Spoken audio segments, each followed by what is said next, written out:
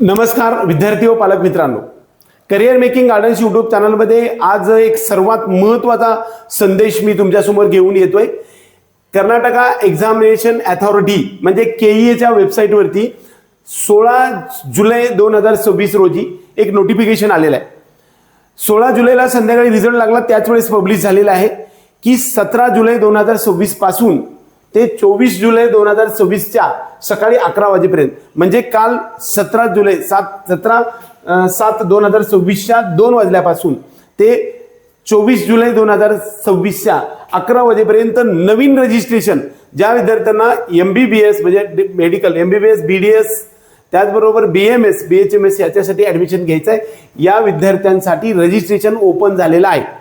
ज्यांनी आजपर्यंत रजिस्ट्रेशन केलेलं नाही, वास्तविक पाहता रजिस्ट्रेशन परीक्षेच्या अगोदर सुद्धा झालेलं होतं, अशा विद्यार्थ्यांना रजिस्ट्रेशन करण्यासाठी संधी, ज्यांनी रजिस्ट्रेशन केलेलं नाही म्हणजे कर्नाटक राज्यामध्ये MBBS BDS BMS ऍडमिशन घ्यायचंय BHMS, त्या विद्यार्थ्यांना जस्ट इलिजिबल म्हणजे 213 जरी मार्क्स असतील तरी रजिस्ट्रेशन करता येऊ शकणार आहे। ज्यांना रजिस्ट्रेशन करायचं त्याच्यासाठीचं रजिस्ट्रेशन लिंक ओपन झालेलं आहे। याच्यामध्ये जे लिंक आहे त्याला UG NEET 2026 न्यू रजिस्ट्रेशन या लिंकच्या पोर्टलवर जाऊन आपल्याला 24 तारखेपर्यंत रजिस्ट्रेशन करता येऊ शकणार आहे। ज्यांनी अगोदर रजिस्ट्रेशन केलेलं आहे अशा विद्यार्थ्यांसाठी एक नवीन आता लिंक ओपन होणार आहे की त्या ओपन होऊन आपला रोल नंबर जो नीटचा आहे त्याचबरोबर जे काही स्कोर आपला आलेला आहे तो त्याच्यावरती अपलोड करण्यासाठी ओपन होणार आहे, असं आपल्याला केईएनं या नोटीसद्वारे सांगितलेलं आहे। वास्तविक पाहता या सर्वांचा गोषवारा असा आहे की रजिस्ट्रेशन ओपन झालेलं आहे।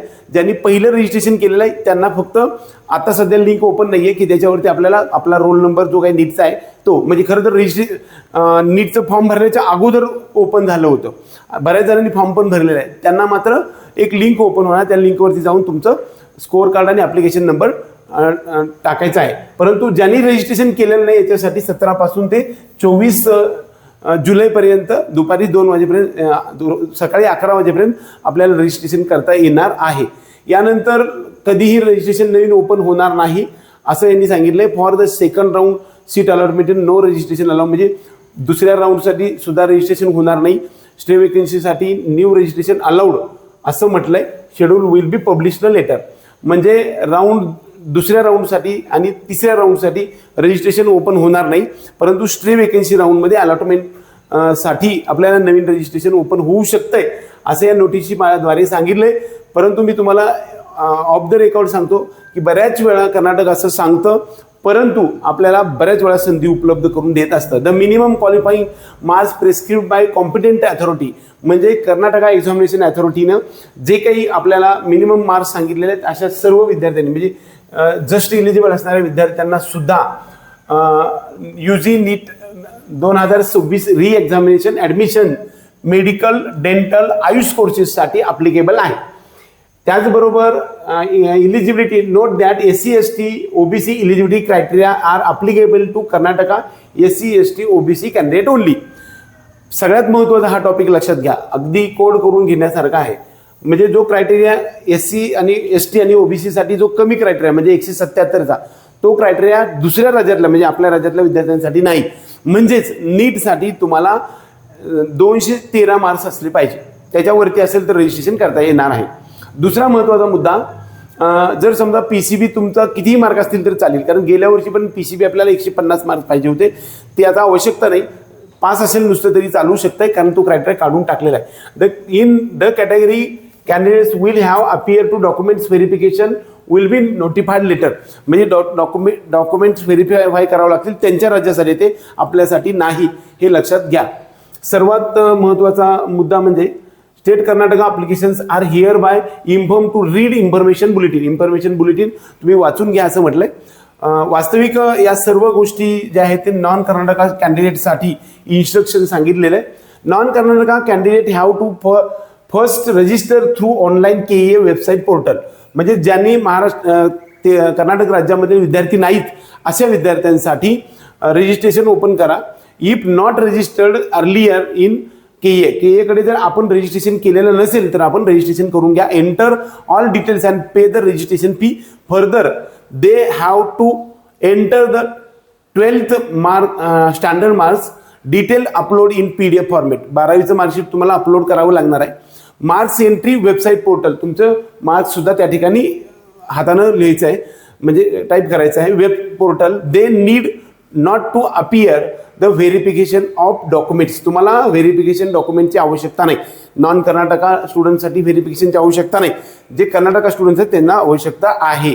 हाऊएव्हर OCI, POI, NRI, foreign nationals and if any non-Karnataka candidates eligible to claim NRI ward religious minority and eligible to claim under category RC2, the category RC8 in St. John Medical College Bangalore, then they have to appear the verification of documents at KEA Bangalore by the booking the slot of appear for verification. सर्वात महत्त्वाचं सांगितलेलं आहे NRI, POI, OCI foreign candidates आणि काही मायनॉरिटीचं college आहे. Saint John college जे आहे की त्या ठिकाणी मायनॉरिटी आहे, त्या ठिकाणी ज्या मायनॉरिटीचा आपल्याला लाभ घ्यायचा आहे अशा विद्यार्थ्यांना सुद्धा याच्यामध्ये व्हेरिफिकेशन करावं लागणार आहे. ही लक्षात घ्या.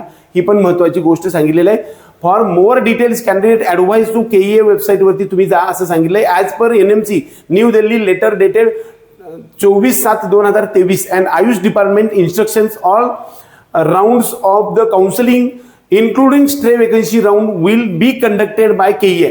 KEA कडूनच कंडक्ट केला जाणार आहे, म्हणजे त्यांचं स्टेट अथॉरिटीमध्ये.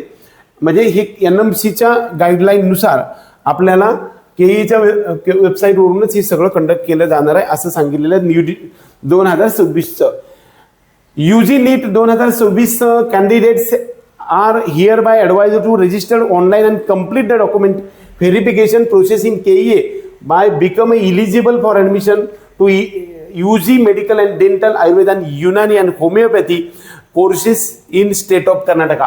कर्नाटका स्टेटसाठी तुम्हाला व्हेरिफिकेशन आवश्यक आहे, अदर स्टेटसाठी व्हेरिफिकेशनची आवश्यकता नाही. महत्त्वाचा हा संदेश आहे की ज्यांना कर्नाटकमध्ये BMS, BHMS, BDS करायचे असे विद्यार्थी आपल्या पेड काउन्सिलिंग प्रोग्राममध्ये सामील व्हा. आम्ही तुम्हाला 100% तुम्हाला ॲडमिशन BMSचं करून देऊ. त्यासाठी आपली 10,000 रुपये काउन्सिलिंग फीज आहे. आपल्या सर्व विद्यार्थी आणि पालकांना हा व्हिडिओ आवडला तर व्हिडिओला लाईक करा. त्याचबरोबर आपल्या चॅनलला सबस्क्राईब करून बेल आयकॉन दाबा. जय हिंद, जय